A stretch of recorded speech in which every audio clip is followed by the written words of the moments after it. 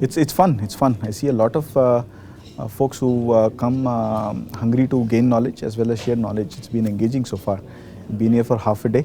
Very engaging conversations, and I'm learning so much. It's also an excellent opportunity to network. I'm getting to exchange a lot of visiting cards.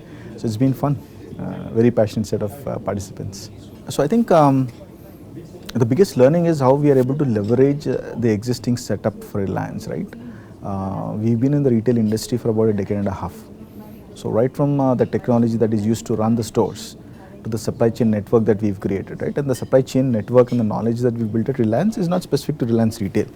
We've got about half a century of experience taking textile from one part of the country to the other, to transporting oil to then retail, right? So leveraging existing setup, be it infrastructure, be it technology, be it knowledge, that is something that is a big learning for us. Number two is technology. I don't think you can do anything scalable if you're not investing sufficiently in technology. And thankfully we've been investing significantly. We've been attracting top talent to build the required technology. One, to integrate older technology systems to the new stuff that we like to build. Also build the stuff that is required to build to provide an amazing customer experience. We've been investing to build that technology. So technology becomes very important.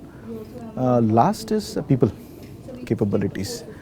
Ensuring that you are taking care of your people, attracting the right talent and retaining them, right? Be it operations, be it category, be it sales, be it technology, be it retail stores, be it delivery executives, right? Ensuring that you're attracting and retaining the talent becomes very important. So yeah, leveraging synergies, building technology and ensuring that capabilities are intact. These are the top three things I think which matter. Absolutely. So I think Jiomart, I was just sharing in the conversation earlier that when we launched Jiomart, we launched it right in between lockdown. So at that point, we were largely focusing on solving a problem for customers. Customer wanted fruits, vegetables, staples.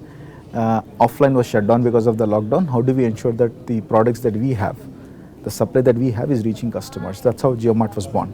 So it ran as a grocery-led e-commerce destination for the longest. But if you notice in the last few months, we've transformed it. Right now, Jiomart is no more a grocery-led destination, it's a multi-category destination.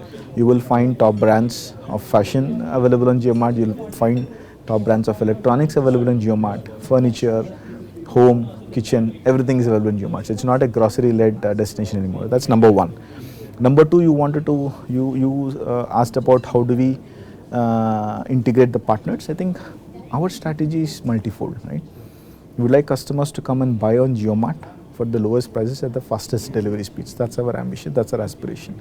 At the same time, we've built significant technology that can be leveraged, our access to supply that we want to leverage and transfer that to the last mile grocers. There's a lot of small and medium business who are actually selling to the customer. So we are doing a B2B there. So there is B2B of grocery, digital happening using the same Jiomart engine, and we are also running a B2C setup, which is the app and the website, which is directly doing to the customers. The B2C app also, we are creating a proper marketplace. So there is stuff sold by Reliance, there is also a fair marketplace. So we already launched about 20,000 small and medium businesses. These are brands, sellers, retailers who are listing on Jiomart and selling to customers directly. So all of this is happening and we are very excited. The opportunity is immense in a country like India. We are just getting started. So the traffic share, I'll give you for example for you to register that completely. The traffic share to non-grocery before the Diwali period, right? Talk about September, early September, it was only 14%. And after we did our efforts to bring more selection, non-grocery selection, and drive our marketing efforts, we are seeing almost close to 60% of the traffic being non-grocery. So 14% became 60%. So a lot of traffic is coming to look for products which are non-grocery. So fashion, home, electronics. And the second insight I can share is 50% plus of the transactions that happen on Jiomart right now are from tier 2 plus cities. So ek ho gaya, we are seeing a lot of consumers looking for non-grocery items in Jiomart, and 50% of those consumers of those app downloads and daily active users are coming from tier 2 plus. That talks about the depth and spread that we have as Reliance Retail across the country. Absolutely. If you look at any companies, any organizations, growth rates, right? If you segment that, right, across growth from metros, growth from tier 1, growth from tier 2, you will see the growth rates at tier 2, tier 3 are significantly higher double digits compared to growth in metros. Metros, we've been doing business for the last decade online, right? Look at Amazon, Flipkart, Ajio, almost a decade. So there is hardly any headroom in metros. Whereas in tier 1, tier 2 cities, they're significant. People have not started adopting. That's where I think Reliance has an advantage, because people have a high recall for Reliance. They've shopped at a Reliance Smart Store, they've shopped at a Reliance Trend Store. So for them, when they think about Jiomart and think about Jiomart as a Reliance entity, they are more encouraged to go and download the app and buy. So that's what we're banking on.